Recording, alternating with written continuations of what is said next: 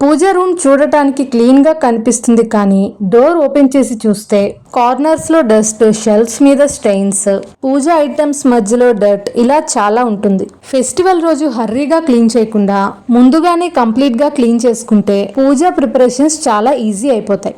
Last లో ఇదే పూజ గది ఎలా నీట్ గా రెడీ అయిందో చూపిస్తాను. వీడియో స్కిప్ చేయకుండా చూసి నచ్చితే ఒక లైక్ చేయొచ్చు కదా. ముందుగా పూజ గదిలో ఉన్న ఐటమ్స్ అన్ని కేర్ఫుల్ గా బయటికి తీసుకుని షెల్ఫ్స్, కార్నర్స్, ఫొటోస్ వెనక ఉన్న ఏరియాస్ మొత్తం నీట్ గా క్లీన్ చేసుకోవచ్చు.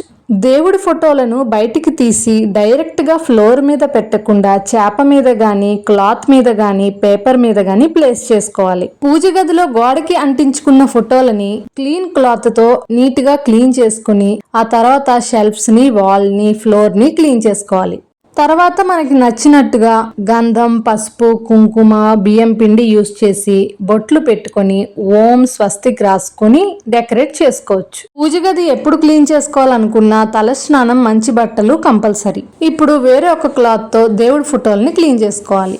ఇవి క్లీన్ చేయడం స్టార్ట్ చేసినప్పటి నుంచి మా పిల్లలు ఒకటే సతాయిస్తున్నారు. మా బాబు అయితే నేను క్లీన్ చేస్తా అంటూ నన్ను అడుగుతున్నాడు. నేనేమో వద్దు వద్దు అంటున్నా. ఫైనల్ గా అయితే క్లీన్ చేయడానికి రెడీ అయ్యాడు. వాడు క్లీన్ చేస్తుంటే మా పాప ఊరుకుంటుందా?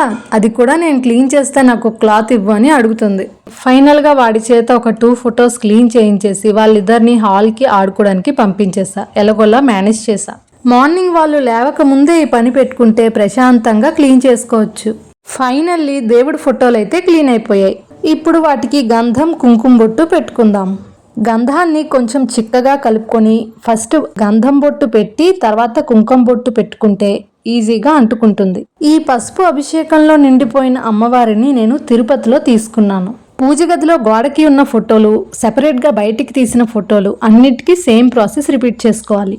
ఈ సత్యనారాయణ స్వామి ఫోటోని నేను ఈ ఇంటి గృహప్రవేశం టైంలో తీసుకున్నాను.